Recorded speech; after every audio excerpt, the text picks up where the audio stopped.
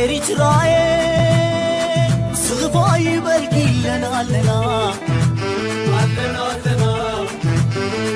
መብፅዓኽ ንሕሉ ከም ቀደምና ኣለና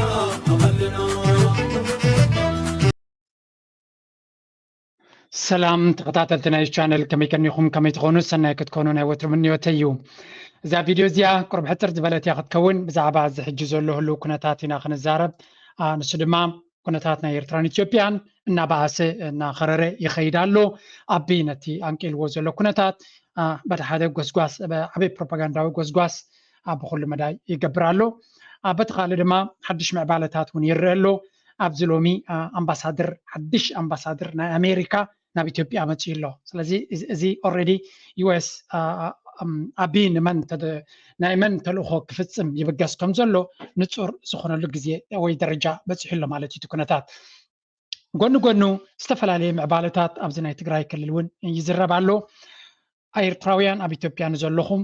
ወይ ድማ ኤርትራውያን ኢትዮጵያ ክትከዱ ትደልዩ እውን ኣገዳሲ ሓበሬታ ክህልወኒ እዩ ስለዚ ዝተፈላለዩ ሓበሬታታት ክህብ ክፍትን እየ ብዝተኻለ መጠን ድማ ናብ ኩሎም ከም ትበፅሕ ግበርዋ እዚ ኣገዳሲ ምዕባለ ራይት ናው ዝካየድ ዘሎን ዝኸይድ ዘሎ ኩነታት ኢና ክንርኢ ኣብዚ ቀረባ እዋን ኣብዚ ቀረባ መዓልታት ማለት እዩ ኣቢ ሓደ ዓብይ ወተሃደራዊ ምርኢት ክገብር ምዃኑ ይንገር ኣሎ ስለዚ ብዙሕ ወተሃደራዊ ኣፅዋር ኣብቲ ከተማ ክኸይድ ተራእዩ ኣሎ ንኣብነት ኣብ ገለገለ ዝራኽቦ ዝተፈላለዩ ሚሳይላት ወይ ገለመለ ከምኡውን ኣብ ገለገለ እውን ነፈርቲ ኩናት ኣብቲ ከተማ ዓበይቲ ኣፅዋራት ይንቀሳቐስ ኣሎ እዚ ድማ ምርኢት ወተሃደራዊ ሓይሊ ከርኢ እዩ ዝፍትን ዘሎ እዚ ድማ ኩሉ ግዜ ነቲ ህዝቢ ሓይሊ ወተሃደራዊ ዓቕሚ ከም ዘለዎ በቲ ድማ ጉዳይ ናይ ባሕሪ ክሳብ ክንደይ ኣገዳስነት ከም ዘለዎ ብጣዕሚ እዩ ዝጉስጉስ ዘሎ ስለዚ እዚ ኩሉ ኮምባይን ተጌርካዮ ምስቲ ኣብ ኣካይዳ ካልኦት ኣገናዚብካ ተሪእኻዮ ሓደ ኣገዳሲ ምዕባለ እዩ ስለዚ ፕሊስ ላይ ግበሩ ኣዝያ ነዋሕ ክትከውን ኣይኮነትን ግን ተኸቲልኩም ስምዑ ብዙሕ ኣገዳሲ ሓበሬታ ሼር ክገብር ክፍትን እየ መጀመርያ እዚ ኩነታት ሲሪየስ ይኸይድ ከም ዘሎ ኣብ ቲቪ ናቶም ኣብቲ ኢንተርናሽናል ብእንግሊሽ ዘውፅዎ ሓበሬታ እዚ ጎስጓስ ናይ ባሕሪ ቀፂሎም ኣለዉ ንስማዕ Back, a historian says Ethiopian ancient and medieval history was characterized by Ethiopian dominance in the region and beyond. This East African nation's loss of access to sea outlet is a shocking incident that should never have happened to such a great nation, according to the historian, Associate Professor. So እንታይ ትብል ዘላ again ሓንቲ ግዜ ዘይኮነስ ዳብል ዳውን ኣዝዩ ኮኦርዲኔት ዝኾነ ዘረባ ኢና ንሰምዕ ዘለና ንሱ ድማ እንታይ እዩ ዝበሃል ዘሎ ኢትዮጵያ ኣብ ታሪኻ ነዊሕ ኣፍ ደገ ባሕሪ ከም ዝነበራ እዚ ድማ ምስ ሕጂ ጂኦፖለቲካ ትንቀሳቐስ ዘሎ ናይ ኣሜሪካ ክንሪኦ ኢና ብኸመይ ከም ዝገጣጠም ስለዚ ናይ ኣፍ ደገ ባሕሪ ነዛ ሃገር እዚኣ ንምኽልካል ኣዝዩ ከቢድ ከም ዝነበረ ወይ ድማ ቅቡል ከም ዘይኮነ ታሪኻዊ ሰነድ ወይ ከዓ ታሪኻዊ ተመራማሪ ክዛረብ ይስምዑ ሕጂ ቅኑዕ ዲ ኣይቅኑዑን ግን ፅነ ኢልና ክምልሰሉ ኢና Ayele Bakri. Shifarao Lakau has interviewed him. Take a listen to this. Historically speaking, Ethiopia used to have access to sea outlets before it all of a sudden ended up being a landlocked nation. Walk me through those heydays that Ethiopia had alternatives when it comes to sea outlets at hand. ኣብ ታሪክ ኢትዮጵያ ኣብ ደገ ባሕሪ ከም ዝነበራ እዩ ዝንገር እስከ ንገረኒ ብዛዕባ እቲ ታሪኻዊ ሰነድ ወይ ከዓ ኣዕልለና እቲ ታሪክ ከመይ ከም ዝነበረ ይብለሉ ናይ ታሪክ ተመራማሪ ዝበልዎ እዩ And what were the historical elements then? The ancient historian Herodotus used to identify Red Sea as a part that divides eastern Ethiopia from western Ethiopia. Wow. So what the place called Yemen, all that used to be called eastern Ethiopia. Actually, eastern Ethiopia extended all the way. So እንታይ ዝብል ዘሎ ሓደ ጥንታዊ ታሪኻዊ ናይ ታሪክ ተመራማሪ ከም ዝበሎ ቀይሕ ባሕሪ ስን ኢትዮጵያ ኣብ ክልተ ምዕራብን ምብራቕን ዝመቕላ ዝነበረ እዩ ስለዚ ብነጀው ብምሉእ ካብ ቀይሕ ባሕሪ ንወገን ኤርትራ ቀርኒ ኣፍሪካ ዘሎ ኢትዮጵያ ከም ዝነበረ ብስግር ድማ ብየመን ጌራ ክሳብ ህንዲ ትበፅሕ ከም ዝነበረት ስለዚ ኩለን ተንብኡ ዘሎ ኦማን ኢማራት ገለመለ ናይ ኢትዮጵያ ከም ዝነበረ እዩ ዝነግር ዘሎ ስለዚ ኣበይ ናይ ክፋል ናይ ታሪክ እዩ I'm not sure ግን ንስማዕ to India, all the way to India. In fact, It was so vast, so huge. It's a really vast Wow. empire that we're talking about. In the ancient times, as well as in the medieval times. Medieval times is starting from the 13th century of the Common Era, all the way to the time when cities became permanent, like building the castles of Gondar. That's an 18th century phenomena. Up to that time, the monarchy was mobile. They were moving from place. سنتاي زبل زلو أفضل جبهرناي كاب أبتنتي كساب ميديفال إيجس عصرت لسك في الزبان بلالون كمون كساب زي عصرت الشمن تك في الزبان زنبرة جزيون أفضل جبهري كم زنبرة يزي زارب زلو أبزياد ما هذا ترى سب نزاز بلا زلو كلها زفرس سمعوا عجي بليز لايك جبرو سبورت جبرو ያልተገዙ ቢኖሩ ሁለት ሀገራት ኢትዮጵያና ላይቤሪያ ነው ብለህ በኩራት ትናገራለህ። የኢትዮጵያ ፕሮፌሰሮች፣ ምሁሮች፣ ተማሪዎች፣ ህዝቦች በሙሉ በኩራት እየኖር ኢትዮጵያ አልተገዛችም እንላለን። ላይቤሪያም አልተገዛችም፣ ጀግና ሀገራት ናቸው እንላለን እኛ በታሪክ። እሺ ኤርትራ በቱርክ ተገዝታለች፣ በግብጽ ተገዝታለች፣ በጣሊያን ተገዝታለች፣ በእንግሊዝ ተገዝታለች። አረ በማን ያልተገዛችው ነው? በብዙ ሀገራት ተገዝታለች። ታዲያ ከየት አባ ያመጣው ታሪክ ነው አልተገዛሁም ብለህ የምታወራው? ኤርትራ የኔ ነች የምትል ከሆነ سمعكم مرة انتايلو مبزحتهم إثيوبياوين أب تاريخ تأنقوا أفريقيا هاجر بناي بعد حيل زي تجزت يلوم يوم أفلبومنا فيهم زفكروا زي هذا رباقوا actually طليان وين دفرسا يوجن بحفشة زي تجزت هاجر بأفريقيا نحنا ينابه حالتيهم أوكي إسكان نقبلهم كم تزربهم عند حرس سقم مخين كلهم تمليك أونتنا تاريخ كم زنريات أنا كلها تمليك أونتي نا إثيوبيا زي تجزت هاجر نبل انت لنا صبوق تقبلنا لكم لنا نبير ترى أنت متخا جزءات ناي ترك خمس نبرة كابشان هم شميتنا بيلو جميرو جزءات ناي ترك خمس نبرة دحريو ناي جبت خمس نبرة دحريو ناي إيطاليان خمس نبرة دحريو ناي إنجليز خمس نبرة 4 جزاتي لعل 300 عامات أبي إرترا خمس جزين عن زارب زلنا إثيوبيا تجزات أنت بلا لها إرترا دما بزون كلهم كتجزا خلا أبي إيران يركزوا كل عامات كتجزا خلا زون كلهم جزات دما حنت فلوينا قرتنيروهم كلاتهم انت واحد أبا في دقة بحريهم نيرو سلازي ولا تركي ولا قبت إن تجمع جنب بحريهم زحزنيرهم وش لا يعتون خون الطليان برجس كلها تقليل وان يرجن أبتعرف دقة بحري جمع جنب بحر كل جزين شاطم نيرهم يوم سلازي إيرترا زخول خد جزاء خلا عبين يركم يزبلهم زلوا حقيقة دحرينا بحكي إيرترا قالنا يعتبروا تغينكم الزخول مجزاتي سلمت إيرترا خد جزاء خلا صومي تجزاكم سلازي نتهزبلوا زلوا زربا التفرس عزيات ففتي أرجيومنتي بزلوا زيادة ما التكونات صبوا جيرو نخبر حالنا إلى يمتى نشتي نسمعها እውነቱን እየመረረህ ዋጠው ወዳጅ ስማ ሼር አድርጉት ይሄን ቪዲዮ ታሪኩን ላላወቀ ታሪኩን ይወቅ ኤርትራ ህዝቡ ፈልጎን እስከተገነጠለ ድረስ ሉዓላዊነት ያላት ሀገር ክብር ያላት ሀገር ነች ባህሩ የኔ ነው ስትል በንግግር ድፍረት ነው ራሱ ይሄ የአንድን ሀገር ሉዓላዊነት መዳፈር ነው አንድ ጠቅላይ ሚኒስትር የሀገር መሪ እንደዛ ሲል ጦርነት ማወጅ ነው ሌላ አይደለም انتاي زبل زلو حكو دما بتخكل ازي انا حنتي لولاونتا هذا نوح تاريخ ناي مغزاتن ناي كرتتن زلوا مساخان عمتات دي نبرت كالاي دما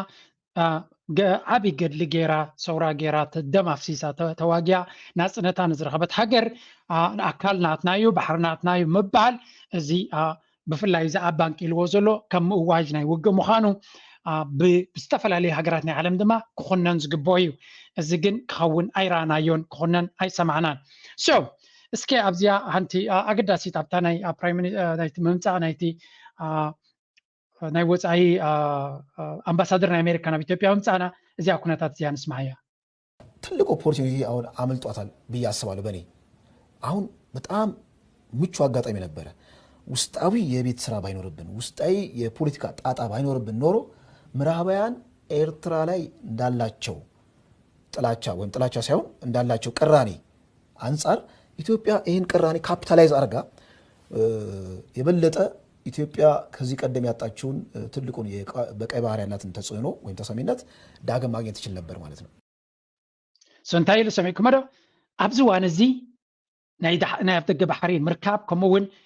كل حلمتاتنا نخنا تكبر تزدعم جزيين يرو تتصقمنا جن وشتاو تصقم سلازلنا يو أو وشتنا زلوا استفل عليه وقعت انتزاي كونيرو إثيوبيا تي إيرترا بناي معراب حجرات تسأل عنا زلوا مستخلوا تصابوا تزلوا ويكا تي معربان حجرات من قصة غيرية مزدلية بإيرترا سلازي نوع تقييم إثيوبيا نتكونتات ክትጥቀመሉ መኻለት ካፒታላይዝ ክትገብረሉ መኻለት እዩ ዝብለኩም ዘሎ ኣብ ድማ ኤግዛክትሊ ንዓይ ዝገብር ዘሎ ኤግዛክትሊ ዋን ቱ ዋን ንዓይ ዝገብር ዘሎ ሓው ሕጂ ንርአ እዚኣ ኣብዚኣ ዝተፈላለየ ሓበሬታ ሼር ክገብር እዚ ኣብ ትዊተር ወፂኡ ዘሎ ሓበሬታ እዩ ቅድሚ 4 ሰዓት ኣቢሉ ዝወፀ ሓበሬታ ኢና ንዛረብ ዘለና እንታይ ይብላ ኣሎ ሚኒስተር ምክትል ፕራይም ሚኒስተር ናይ ኢትዮጵያ ወይ ድማ ሚኒስትር ጉዳያት ወፃኢ ሚኒስተር ጉዳያት ወፃኢ ናይ ኢትዮጵያ ደመቀ መኮነን እንታይ ይብላ ኣሎ ሎሚ ዕለት 24 ኦክቶበር received at his office Ervin J. Masinga, the new ambassador of the United States of America to Ethiopia. ስለዚህ ኢትዮጵያ ኣሜሪካ ሓድሽ ኣምባሳደር ንኢትዮጵያ ሰዲዳላ እዚ ኣብ ዘንቅሎ ዘሎ ዝብሎ ዘሎ ኩነታት ድማ ካብ ዜሮ ከም ዘይተበገሰ ድሮ ጥርጥራ ወይ ግምታት እንተነይሩ ኮይኑ ኮንፈርምድ ይኸውን ኣሎ ኢትዮጵያ ኣሜሪካ ኣምባሳደራቱ ትላ እቲ ኩነታት ድማ ናበይ ክኸይድ ከም ዝኽእል ንምግማቱ ኣየሸግርን ኣብዚ ስለዚ ኤግዛክትሊ ኣብዚ ዋን እዚ እቲ ናይ ኣቢ ኣዘራርባ ስለምታይ ኣብ ዝረአዩ እዚ ሕጂ ከላግበልኩም እዮም ዝተኻልእ ኣብዚ ጂኦፖለቲካል ኣፕዴት ዝብል ሰብ እንታይ ፖስት ገይሩ ኣሜሪካ ከምኡውን ኤሮጳ ዩኤስን እዩ ኦፊሻል ፖሊሲ ናቶም ሬጂም ቸንጅን ኣስመራ እዩ ኣብ ኤርትራ መንግስቲ ናይ ምቕያር እዩ ስትራቴጂ ናቶም ወይ ካብ መደብ ናቶም ዘሎ ስለዚ እዚ ድማ ብኸመይ ክትግምት ትኽእል ይብል ኣሎ ኖ ዩኤስ ስቴትመንት ብዛዕባ ፕራይም ሚኒስተር ኣቢ ኣብ ልኡላውያን ሃገራት ናይ ጅቡቲ ሶማልያ ኤርትራ ኣፍ ደገ ባሕሪ ደልየ ብሰላም ወይ ብኻልእ ክብል ከሎ ዝኾነ ይኹን ኩነነ ወይ ዝኾነ ይኹን መንግስቲ ኣሜሪካ ክዛረባ ይከኣል ምክንያቱ ዓለም ለኻዊ ሕጊ ክጥሕስ እዩ ዝደናደን ዘሎ ኣቢ ልኡላውያን ሃገራት ክደፍር እዩ ትዘረባ ናቱ ስለዚ ዝኾነ ይኹን ግብረ መልሲ ዘይመሃቦም ሓደ ካብቲ ምስቲ ንሳቶም ዝደልይዎ ዘለዉ ስትራቴጂ ዝሰማማዕ ምዃኑ ዘተንብህ እዩ ይብሉ ኪላታት ማለት እዩ they forced at this to lure EDF into TPLF ambush during Tigray war ስለዚ ኣቢ wants supports and advocates help with fano ስለዚ እቲ ኩነታት ከም ንሪኦ ከም ዘለና ብትክክል ኣቢ ብድሕሪት ኮይኑ ዝደፍኦ ወይ ዝሕግዞ ዘሎ ሓይሊ መን እዩ እንድሕሪ ኢልና ኣሜሪካ እያ ኣብዚ ብዛዕባ እቲ ካብ ገለ ዶኩመንቲ ፕሪንት ገይርዋ ዘሎ ናይ ኣሜሪካ ስትራቴጂክ ፋይል ዝመስል እንታይ ዝብል ዘሎ ኣብዚ ምናልባት ፅቡቅ ጌራ ትረኣይን እያ ዘላ ኣብ ገለ ፖይንት ኣብዚ ሃይላይት ገይርዋ ዘሎ እንታይ ይብላ ኣሎ ኣብቲ ናይ ኣሜሪካ እቲ ሚሽን ጎል 4 ዝብል ዘሎ እንታይ ዝብል ኣሎ ኣብኡ መሲልኩም restored US credibility and reasserted global leadership position the United States at so ni America anti ኣብ ኤርትራ ሓያል ዝኾነ strong partner for Eritrean people ኣብ ኤርትራ ሓደ ጽቡቕ ዝኾነ ምስ ኣሜሪካ ክሰርሕ ዝኽእል መንግስቲ ወይ ስርዓት ክህሉ ከም ዘለዎ ኣሎ ኣብቲ ታሕቲ ኣስሚረልኩም ኣሎ ብሰማያዊ this is intended to lay the bedrock for better relations in the future so እንታይ ይብላ ኣሎ ነዚ ንኽንፍፅም ድማ እንታይ ይብላ ኣሎ እዚ ሕጂ እናኣረገ ዝኸይድ ዘሎ መንግስቲ ንዕኡ ኣሊና ብኻልእ ክንትክኦ ኣለና ዝብል ማለት እዩ so ኣብዚ ድማ ዝተፈላለየ objectives and justifications ይብላ ኣሎ ስለዚ current senior leadership publicly support the regime narrative that the United States is an enemy that okay ስለዚ መንግስቲ ኤርትራ ንኣሜሪካ ከም ፀላኢ ዝርዮ ዘሎ ስለዚ ከም ፀላኢና ስለዚ ሪአና ዘሎ ክንኣልዮ ኣለና ዝብል ፖሊሲ ናይ ኣሜሪካ ብዝለዓለ ደረጃ ዝሰርሕሉ ዘለዉ ኩነታት ምዃኑ ንርኢ ኣለና ስለዚ ኣምባሳደሮም ልኢኾም ናብኡ ኢትዮም ምህላዎም ድማ ከተንብህ ዝኽእል ኢና እቲ ኩነታት ከምኡውን ቻይና ኣክቲቭሊ ኣብቲ ቦታቲ ኢንቮልቭ ትኸውን ኣላ ስለዚ ኤርትራ ድማ ምስ ቻይና ዘለዎ ዝምድናታት ብዓይኒ እንታይ ከም ዝርይዎ ክትፈልጡ ኣለኩም ኣብቲ ዞባቲ ወላ እኳ ኣሜሪካ ፅቡቅ ዝኾነ ስትራቴጂክ ሎኬሽን እንተለዋ ኣብ ጅቡቲ ኣብ ስዑድያ ኣብ ካልእ ኣብ ግብፂ ብላዕሊ እውን ኣብ ኤርትራ ቻይና ክታቱ ግን ኣይደልን እያ ኣብ ኤርትራ ራሻ ክታቱ ግን ኣይደልን እዮም ስለዚ ንሳቶም ብዝተኻለ መጠን ነቲ ኩነታት ኤርትራ ክትገብሮ ትኽእል ንዕኡ ንመኻልፍን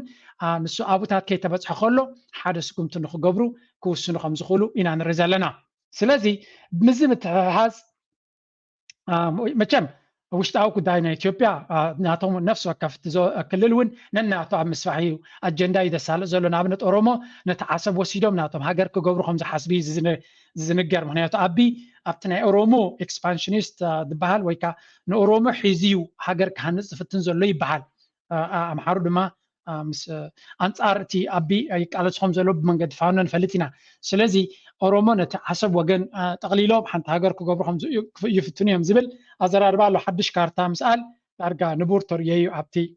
ዞባት ክንብል ንኽእልና ወይ ኣብ ኢትዮጵያ ንቐፅል ኣብዚ ሓንቲ ሓበሬታ ወፂያ ነይራ ካብ ምርምርን ስነዳን ቅዱሳት ሃገራውያን ዝብል ማለት እዩ ስለዚ ናይ ኤርትራ እዚ ትማል ኣቢላ ወፂያ ነይራ እዚኣ ሓበሬታ እዚኣ በተደጋጋሚ ምስኣት ሰማማዕ ድማ ኣብዚ እውን ሓንቲ ቤልሳ ጭሩም ካልእ ሓበሬታ ወፂያ ነይራ እንታይ ትብልሳ ድማ ኣብ ኢትዮጵያ እትህልው ኩነታት ፅቡቅ ከም ዘየለ ስለምንታይ ከም ንብል ኣለና ካልእ ሓበሬታ እውን ነይራ ኣብዚ እስከዚያ ንስማዓያ ቅድሚ ናብኣ ምኻድና I want to show you እዚኣ ኩነታት ከመይ ክትከውን ከም ትኽእል ሓንቲ ሓበሬታ ቪድዮ ወፂያ ነይራ ኣብ ኢትዮ ፎረም ዲያብ ገለ ነዚ ከነተሓሕዞ ኢና ሽዑ የሻዕቢያ የደህንነት መዋቅር ህቡዕ መግባቱ ተሰምቷል። የብልጽግናው አገዛዝ በሀገር ውስጥ ተቃዋሚዎቹን ለመግደል ለማሰርና ለማዋከብ ሲተባበሩ የነበረው የስለላ መዋቅር ህቡዕ መግባቱም ታውቋል።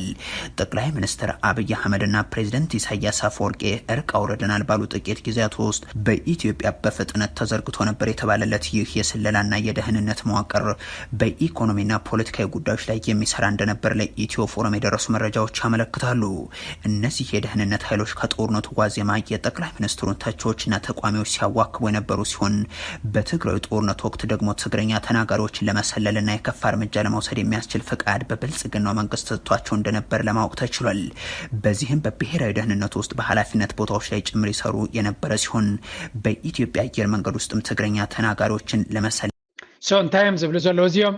መንዋይቶ ኢትዮ ፎረም ይዝበሃል ግን እቲ ሓበሬታ እንታይ እዩ ኣብቲ ግዜ ኤርትራ ምስ ኢትዮጵያ ፅቡቅ ዝምድና ኣብ ዝነበረላ ብዙሓት ሃገራዊ ድሕነት ናይ ኤርትራ ኣብ ኢትዮጵያ ከም ዝነበሩን ስለዚ ኣብኡ ብሓደ ይሰርሑ ከም ዝነበሩን ኣብ ውሽጢ ኢትዮጵያ ድማ ብዙሓት ከም ዝነበሩ ወሲኾም ግን እንታይ ይብሉ ኣለዉ ኣብቲ ግዜ እቲ ብፍላይ ኣብቲ ኩናት ናይ ትግራይ ዝነበረ ድማ ኤርትራውያን ስለያ ንተጋሩ የትሕዙ ከም ዝነበሩ ወላ ሓንቲ ነዚ ዘረጋግፅ ጭብጢ ዘሎ ይመስለኒ ኣነ ዝፈልጦ ግን ብዙሕ ግዜ ኤርትራውያን ኣብ ኢትዮጵያ ዘሎ ኣዲስ ኣበባ ዘለዉ ተጋሩ የትሕዙ እዮም ገለ ዝብል ዝተፈላለየ ክስታት ወይ ከዓ ጸለመ ወፅእ ነይሩ ጸለመ ኢኻ ዝብሎ ኤርትራዊ ተሰዲዱ ብፍላይ እቲ ተራ ስደተኛ እዩ ዝኽሰስ ነይሩ ሽዑ ስለዚ ኣነ ብፍፁም ካብና ይክልኒ እዚ ምክንያቱ ብዙሕ ግዜ ሰሪቆምና ክብሉ ነይሮም ባዕሎም ኣብ ዓዶም ክሰራርቑ ንርኢ ስለ ዘለና ኣብ ትግራይ እውን እንተኾነ እቲ ስርቂ ወላ ትእኽሊ እውን ባዕልና ዝሰረቕናዮ ማዕረዩ ማዕረትሶም ሻዕቢያ ሰሪቕዎ ዝብሎ ዝነበሩ ከም ዝኾነ ስለዚ ኣይኣምኖን እያ ነዚ ሓቂ ሓይሽ ግን እንታይ ክርዳእኩም ደልየ ዘለኹ ተጋሩ ቅድሚ ሕጂ ታሪክ እንታይ ተፈፂሙ ትዝክርዎ እንድሕር ኮይንኩም እዚ ኩነታት እዚ ፅቡቅ ጌርኩም ክዝክርዎ እየምሕፀን ማለት እዩ ኣብዚኣ ንመለስ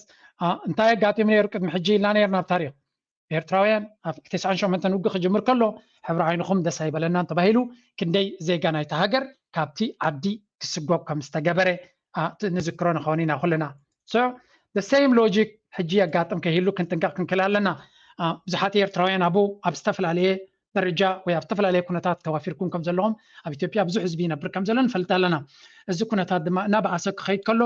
ግዳይ ክትኮኑ ከም ትኽእሉ ምግንዛብ የድሊ ከሰንብደኩም ከሸግረኩም ወይ ከዓ ከጨናንቐኩም ኢለ ኣይኮንኩም ግን ታሪክ ኩሉ ግዜ እዩ ዝድገም ስለዚ ካብኡ ናብኡ እንታይ እዩ ዝበሃል ዘሎ ንተጋሩ ሞር ስልጣን ሂብዎም ኣሎ እዩ ዝብል ዘሎ ኣብዛ ሓበሬታ ናይ ቅዱሳት ኤርትራውያን ዝወፀ ስለዚ መንገዲ ተጋሩ ገይሮም ነቶም ኤርትራውያን ክሃድኑ ከም ዝኽእሉን ክኣስሩ ከም ዝኽእሉን ይውረ ኣሎ ርግፀኛ ሚት ሓቂ የብለኩም ግን ምስቲ ፖለቲካዊ ኩነታት ዝኸዶ ዘሎ እንድሕር ሪኢኻዮ እዚ ነገራት እዚ ከጋጥም ዝኽእል እዩ ስለዚ ነፍሲ ወከፍ ኤርትራዊ ክጥንቀቕ ክኽእል ኣለዎ እቶም ኣብ ደገ ዘለኹም ኤርትራውያን ንኢትዮጵያ ክትገሹ ትሓስቡ ዘለኹም ክትጥንቀቑ ኣለኩም ነዚ ጉዳይ እዚ ሲሪየስ ዝረኣይዎ ኤልሳ ጭሩም ዘውፅአቶ ሓበሬታ ቅድሚ ሓደ መዓልቲ ማለት እዩ ካብ መዕረፎ ነፈርቲ ዝተመልሱ ኤርትራውያን ካብ ኣዲስ ኣበባ ከም ዘለዉ ስለዚ ኣብዚ ኩነታት እዚ እንድሕሪ እዚ ብርግፅ ዘጋጠመ እንተኮይኑ ፕሊስ ኣብ ኮሜንት ሰክሽን ግደፉ ብዙሕ ሰብ ክሪኣ ክእል እዩ ነዛ ቪድዮ እዚኣ ናብ ብዙሓት ሰባት ድማ ብፅዕዋ እዚ ሓቂ እንተኮይኑ ድማ ኣብ ኮሜንት ሰክሽን ግበሩ ኣብ ፒንክ ገብራታ ኮሜንት ናይ ሆፕ ኩሉ ሰብ ክጥንቀቕ ምክንያቱ እዚ ኩነታት እዚ ኣዝዩ ሓደገኛ ክኸውን ከም ዝኽእልን ናብ ካልእ ነገር ክምዕብል ከም ዝኽእልን ቅድሚ ሕጂ ዝተፈፀመ ታሪክ ስለ ዝኾነ ነፍሲ ወከፍ ሰብ ኣስተውዒሉ ክርዮን ተጠንቂቑ ክዕዘቦን ከም ዘለዎ ከተሓሳስብ ይፈቱ ምክንያቱ ኣብ ከምዚ ኩነታት ሓደ ኣብቲ ኢትዮጵያ ብዙሕ ዘይ ሕጊ ኣልቦነት እናነገሰ ይኸይድ ከም ዘሎ ሓንቲ ከረየኩም ክፍትን እየ እሞ ብዙሕ ግዜ ኣብዚ ዘንቀነ ዘንብባ ዘለኹ እያ ሳውን ሓንቲ ፅብቕቲ ትዕዝብቲ ካብ ገለ ኤርትራውያን ዝወፀት እያ let's give me a second ለመብሰጥቷቸው እንደነበር የነገሩን አንድ የመንግስት የስራ ኃላፊም ከባለፈው ክረምት ጀምሮ ግን ይህ መንግስት የሚያውቀው ኃይል ህቡ በመግባቱ ተረጋግጧል ብለውናል። የኤርትራ ደህንነት ኃላፊ ብርጋዴር ጀነራል አብርሃ ካሳ ባሳለፍነው ሚያዝያ ወደ አዲስ አበባ ተጉዘው ከተመለሱ በኋላም በሁለቱ መንግስታት መካከል መካረሩ እያየለ መሄዱ ስለተረጋገጠም በኢትዮጵያ የተዘረጋው የሻዕቢያው የደህንነት መዋቅር ቀስ በቀስ ወደ ህቡ ገብቷል ሲሉ የነገሩን ምንጮቹም So, dahan, انتاي كنقبرينا جيب مساك تا حنت فايل كريكم حتبني رجن تا فايل انتاي تبل بحفشة أتي قداينا إثيوبيا تاو كنتاتنا إثيوبيا صبوق كم زيلن أزدما أبستفل عليه وجناتنا إثيوبيا أبنت كلنا حركة كيت كم زيت قلب ماكينة مجوعزيات عازي خمزلو أب أورومو بزح شفت النت كايت كمزلو بستفل عليه وجن أب كالو زوباتاتون بزح شفت النت كمزلو دحان زخونة كنتات من البت أو دي ساباي كل زغل أب تكرايز نبرة كنتات أب زحلفة أو تانا يستفل عليه وجنات ناي تكراي سمعني عنا سركي قتلت جبنات يفتم كم زنبرة سلزي إذا كنتاتنا إثيوبيا من البت كموتات كجاتم سلزغل السن تجات يمدما مجمريا تارجت كونو زغلو ኤርትራውያን ከሆኑ ስለዝሆሉ አብዚ ኩل ሰብ ተጠንቂቁ ክሪዮ ከም ዘለዎት ኩነታት ከተሐሳስብ ይፈቱ ምክንያቱ አብ ከምዚ ኩነታት ነቲ ወላቶም ተራ ሲቪል ነዚ ሓጓፍ ተጠቂሞም ግላዋ አጀንዶም ከሳልጡ ስለዝሆሉ እቲ ምስላ ድማ ንኤርትራውያን ግዳይ ክገብር ስለዝኽእል ኣዝዩ ጥንቃቄ ዘድልዮ ኩነታት ከም ዘሎ ምግንዛብ የድሊ ኣብዚ ዝተፈላለዩ ገለ ፖስት ዝኾኑ ክሪ ክፍትኒ ለፀፀኒሀ ግን ድሓን ኣብ ካልእ ግዜ ከም ፃልኩም ክፍትኒ እቲ ናይ ፖለቲካ ኩነታት ዘሎ ሓንቲ ብዝያ ለንቀነ ተዛርብ ዘላ እውን ክንርኢና ንሳ ድማ እንታይ እዩ ተዛርብ ዘሎ እንድሕር ኢልኩም ድማ እስከ ንግዚኡ ነዚያ ናራኹም ፅንዑ ናብቲ ጉዳይ ናይ ትግራይ ክንሰግር ክንፍትን ኢና ቅድሚኡ ግን ነዚያ ራእዩ እስኪ እኔ ግርማ ሞገስ ያለ የደስ ደስ ያ ኮስታራው መሪ ናይ ስራሕ ባህሪ ይገባኛል ፍቅሪ ሰላም የናፈቀን አንድነት የራቀን ችግር ያደቀቀን በላንተው አስታርቀን ሰላም መጽዩ እናንተም ጸልዩ አንድ መሆን ያለብን ለሱ ታዲያ አንድ ስንሆን ለምንድን ነው የሚያማችሁ እንፈራለን እሱን እናውቃለን እውነቴን ነው ይሄ ወርሶ ከመጡ 5 ዓመት እስካሁን በጦርነት ነው ያለነው እያለቀ ነው ያለው ህዝቡ ነው እያለቀ ያለው ግጭት የሚባልኛ አንፈልግም ቆይ ሰላም የሚመጣው በጦርነት ብቻ ነው በግድያ በጦርነት መሆን የለበትም ግን አላመኑበትም ስንቱኖኛ ምን ሰቃየው ቆይ ከጦርነት ሰላም አያዋጣም ያዋጣል ይሄን እሱም ያረጋግጣል አመሰግናለሁ እና እንዴት እንስራ በጋራ እርግጠኞች ናችሁ እርግጠኞች ነን ዋው ቆርጣችኋል ማለት ነው ቆርጠን ተነስተናል ኤርትራኖች ግን ለምንድን ነው ሰው የሚወዳችሁ ንድህስስ አለና እና በቁንጅና አሸንፋችሁ ታውቃላችሁ በተደጋጋሚ ስለዚህ ምጠጣው ብርቱካን የሚል ውሃ ነው አራ ተሳስተዋል ፓፓያ የሚል ውሃ ነው ወይ ፓፓያ ጌታ አራ ተሳስተዋል ማንጎ የሚል ውሃ ነው ጭቃ የሚል ሊባል አይችልም ቆይ ይሄ የማን ስትራቴጂ ነው የአብን ስትራቴጂ ያረጋጉት እንጂ የኢዜማ አይደለም So, እንታይ ክንገብር ኢና just 1 second እዚያ ቪድዮ ንከም መዘናጋ ከትሪዋ ኢለ ገረልኩም ነረ ጽብቕቲ ሰብ ይሰዲድለይ thank you ነቲ ያሰደድኩም ለይ okay 1 second okay አንተ እዚያ ክንሪያ ደልየ ዘለኹ ሰዎች ጌታቸው ረዳ አሜሪካ ሄደ ጊዜ ከግብጽ ደህንነቶች ጋር ተገናኝቷል የሚባል ወሬ አለ ጌቹ እንደዛ ነው ያዋጣል 5 ጊዜ ከድሮን ተርፈህ ሄደ ከፈረምክ በኋላ ሄደ አሁን እንደገና መነጋገር አንድ ሁለተኛ ሌላ ጨምርልህ ዱባይ ውስጥ ስብሰባ ነበረች ከኤርትራኖች ጋር እንደዚህ ዱቄት ሆነው የተባሉ ሰዎች ከተወሰኑ የኤርትራ ደህንነቶች ጋር ዱባይ ውስጥ ተገናኝተው ዶኩ ያቺ አጋዚያንን ምናምን ትሴ መልሰን ብናቆማት ይሄ ዶክተር አብይን ማስወገድ ይችላል የምትል ነገር ነበር ይችላል ሌላ ደግሞ ልጨምር አሁን የተወሰኑ የአማራ አክቲቪስቶች ምናምኖችን የኤርትራ ጋር ሄዶ ግንኙነት ለመፍጠር የሚያደርጉት እንቅስቃሴ የለም። እሷንም እናውቃለን። እነዚህ ጦርነት የሚያስነሱ ናቸው። እነሱን አንፈልግም። እኛ የምንፈልገው ወደብ ነው። እንታይም ዝብሉ ዘለው ፅንፅንታታት ነይሮም እዮም ዝተፈላለዩ ሓደ ጌታቸው ረዳ ምስ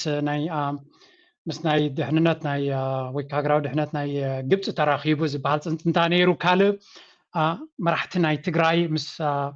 ኤርትራ ከም ዝተራኸቡ እውን ፅንፅንታ ነይሩ ብዝተፈላለየ ምንጭታት ይወፅእ ነይሩ። ከምኡውን ኤርትራ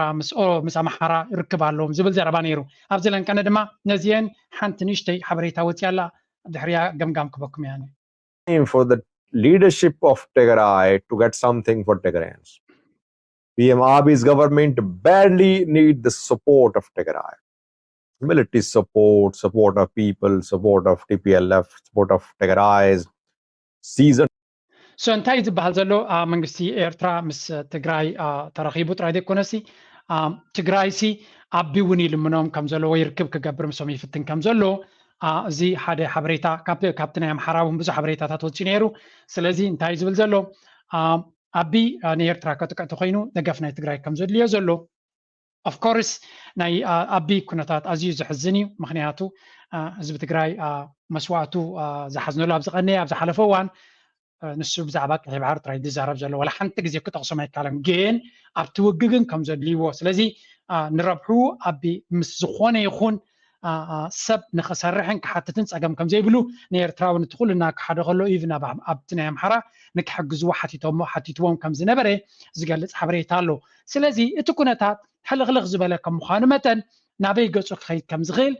ምስ ትበሃል የድሊ ንእሽተይ ኣብዛ ጉዳይ ግን ኣብ ካልእ ግዜ ኣስፊሐ ከምፅኣልኩም እየ። ኣብዚኣ ግን ንምንታይ ደምፃ ዘለኹ እቲ ናይ ኩናት ናይ ኣወጋጋን ወይ ከዓ ኣሰላልፋ ብጣዕሚ ሕልኽልኽ እናበለ ይኸይድ ስለ ዘሎ ነፍሲ ወከፍ ሰብ ኣስተውዒሉ ክሪዮን ክጥንቀቐሉን ከም ዘለዎ ከተሓሳስብ ይደሊ። And why am I saying this? እቲ ኩነታት ናብ ካልእ እውን ክምዕብል ስለ ዝኽእል ናብ ካልእ ኣንፈት ክኸይድ ስለ ዝኽእል ካብ ሕጂ እቲ ሰብ ብፍላይ ኣብ ኢትዮጵያ ዘሎ እቲ ብዓብዩ ነዚ ስእሊ እናፈለጠ ዘድሊ ስጉምቲ ክገብር ኤርትራ ከምቲ ኣብ ካልእ ቪድዮታት ከም ዝነገርናዮ ኣብቲ ጉዳይ ናይ ምዕራብ ትግራይ ስትራቴጂክሊ ነቲ ቦታ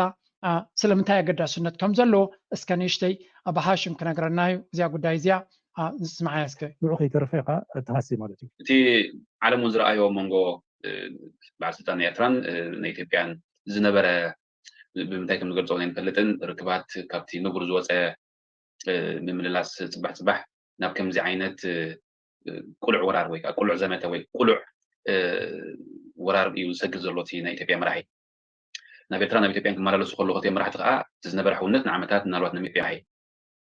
ናብ ኤርትራ ናብ ኢትዮጵያን ክመላለሱ ከለዉ ክልቲኦም መራሕቲ ከዓ እቲ ዝነበረ ሕውነት ንዓመታት ምናልባት ንሚእቲ ዓመት ገለ ዝስጉም እዩ ዝመስል ነይሩ። ብናበኻ እንታይ ክኸውን ይኽእል ናብዚ ዓይነት መግለፂ ናብዚ ዓይነት ድፍረት ወይ ከምዚ ዓይነት ልዕላዊ ሃገር ንምድፋር ዝወሰዶ ነቲ ናይ ኢትዮጵያ መራሒ? ክልተ ነገራት ኣለዎ እዚ ጉዳይ እዚ ኣብ ብዙሕ ግዜ እውን ተዛሪበሉ ነይሩ ሽዑ እዚ ርክብ ናይ ክልቲኦም መንግስታት ከምዚ ሜሪጅ ኦፍ ኮንቪኒየንስ ኢለ ነይሩ እዚ ናይ ረብሓ መርዓ ከምዚ ዓይነት እዩ። ስለዚ እዚ ተርሚኖሎጂ እዚ ምስ ምንታይ ዝመፅእ ገሊኡ ሰብ ናይ ግሪን ካርድ ድዩ ናይ መቐመጢ ክረክብ ዝኣተዎ መርዓታት ኣሎ። ጀንዊን መርዓ ኣይኮነን፣ ናይ ሓቂ መርዓ ኣይኮነን፣ ፌክ መርዓ እዩ። ምንታይ ወረቐት ክትረክብ ኢልካ ትገብሮ ማለት እዩ። እዞም ክልተ መራሕቲ ሕጂ ትዕቅብ ምስ ተገብረ ኦፍኮርስ ብጣዕሚ ፅቡቅ እዩ ነይሩ። ሰላም ኣብ መንጎ ኢትዮጵያን ኤርትራን ክግበር ናይ ብሓቂ ስትራቴጂካዊ ረብሓታት ንክልቲኡ ህዝብታትን ንክልቲኡ ሃገራትን እዩ። ስለዚ ዝኾነ መንግስቲ ሓላይ ህዝቡን ሓላይ ሃገሩን ዝኾነ ሰላም ምስ ክገብር ክፅዕር ክትሪኦ ከለካ ትሕጎስ ኢኻ። ሽዑ ንሽዑ ግን ዘፍርሕ ዝነበረ እንታይ እዚ ሰላም እዚ ናይ ክልተ መራሕቲ ሰላም ኮይኑ ከይተርፍ ናይ ክልተ ውድባት ኮይኑ ከይተርፍ ናይ ግድን ኣብ ትካላዊ መድረክ ክኣቱ ከም ዘለዎ ብቕልጡፍ ነቲ ክልቲኡ ሃገራት ከዓ ዝርብሕ ክኸውን ከም ዘለዎ ዝኾነ ግን ከምዚ ሕጂ ዝረአ ዘሎ ነታ መልሲ ነታ ሕቶ እንታይ እዮም እቲ ዝፀንሐ ርክብ እንታይ ዘርእየካ እዚ ሕጂ ዝግበር ዘሎ ምግልባጣት እቲ ዝፀንሐ ርክብ ይኹን ሰላም ወፃኢ ዝተገብረ ዲፕሎማስያዊን ቁጠባውን ፀቕጥታት ኣብ ልዕሊ ኢትዮጵያ ሓያል እዩ ነይሩ ብርካውን ሓገዝ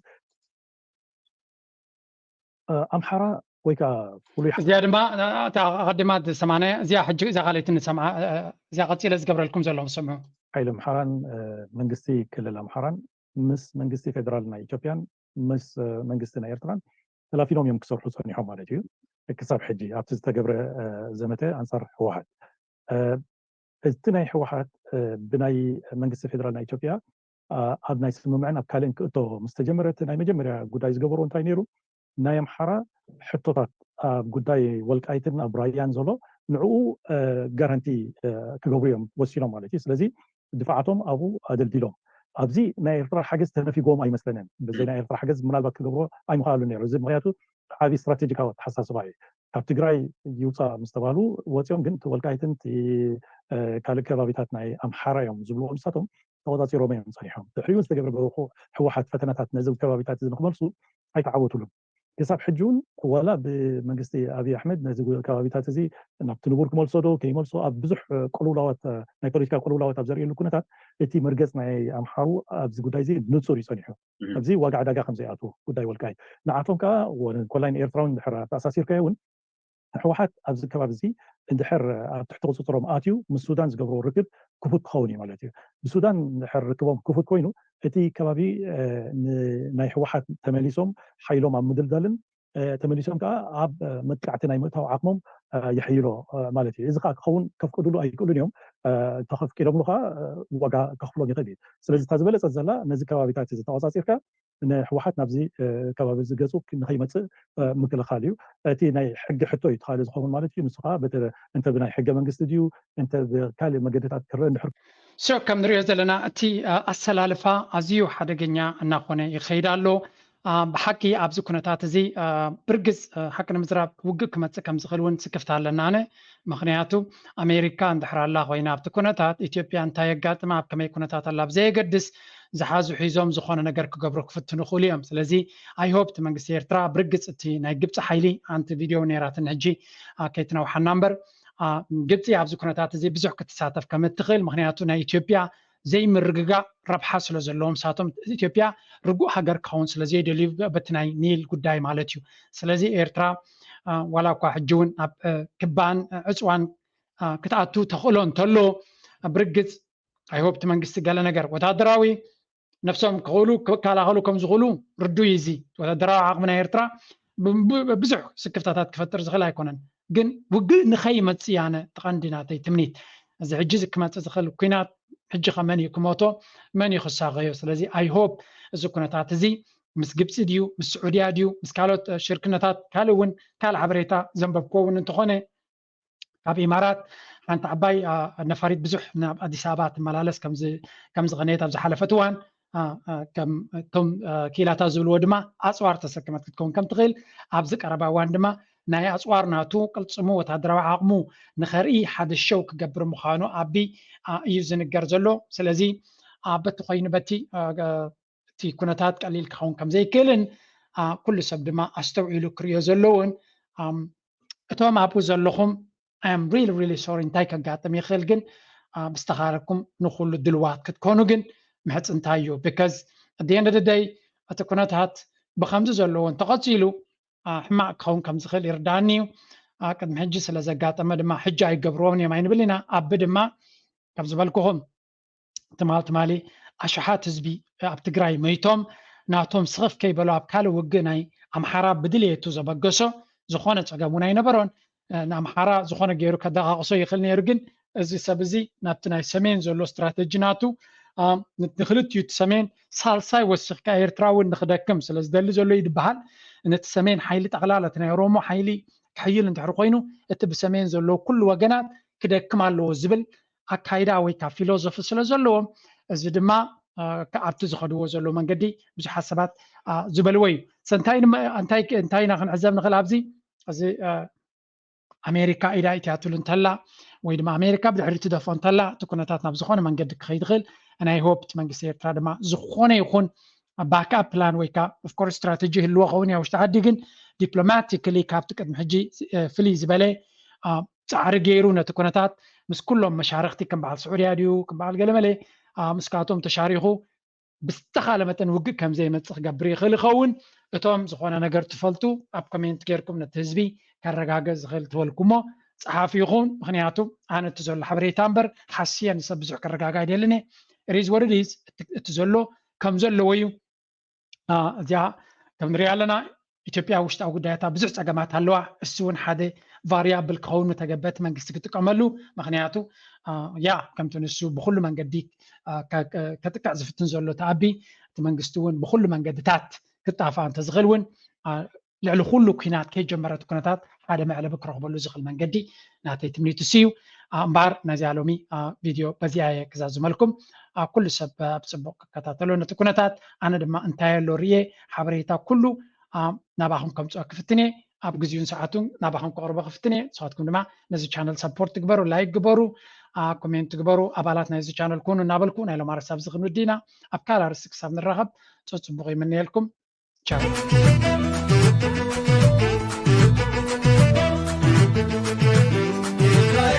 برهويلو بانا توريتي مانا روحنا يوتن فاسا سعيرا عبسا